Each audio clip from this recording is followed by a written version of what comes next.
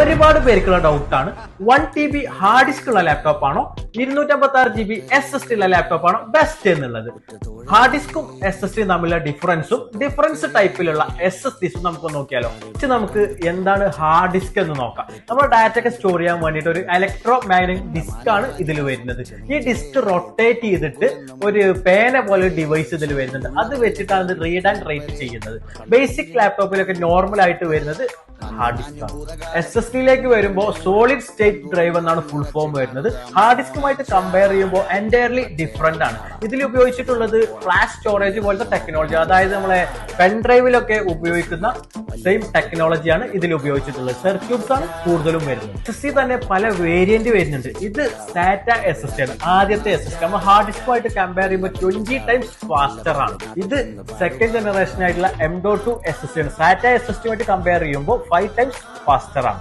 മൂന്നാമത്തെ വേരിയന്റ് വരുന്നത് NVMe SSD ആണ്. ഇത് ഹാർഡ് ഡിസ്കുമായിട്ട് കമ്പയർ ചെയ്യുമ്പോൾ 32 times ഫാസ്റ്റർ ആണ്. CPU പവർ കൺസപ്ഷൻ നോക്കുകയാണെന്നുണ്ടെങ്കിൽ ഓൾമോസ്റ്റ് 10% ഹാർഡ് ഡിസ്കിന് വരുന്നുണ്ടെങ്കിൽ 1 or 2% മാത്രമേ SSDക്ക് വരുന്നുള്ളൂ. SSDയെ അപേക്ഷിച്ച് ഹാർഡ് ഡിസ്ക് വളരെ സെൻസിറ്റീവ് ആണ്. പ്രൈസ് റേഞ്ച് നോക്കുകയാണെന്നുണ്ടെങ്കിൽ 1 TB ഹാർഡ് ഡിസ്ക് നമ്മൾ പർച്ചേസ് ചെയ്യുന്നത് നമുക്കൊരു 256 GB SSD ലഭിക്കുള്ളൂ. അതുകൊണ്ടും ഹാർഡ് ഡിസ്കിനേക്കാൾ ഫാർ ബെറ്റർ ആണ് SSD. ഇപ്പോൾ ഉള്ള കൂടുതൽ അപ്ഡേറ്റ്സിന് വേണ്ടിയിട്ട് പേജ് ഫോളോ ചെയ്യുക, സപ്പോർട്ട് ചെയ്യുക.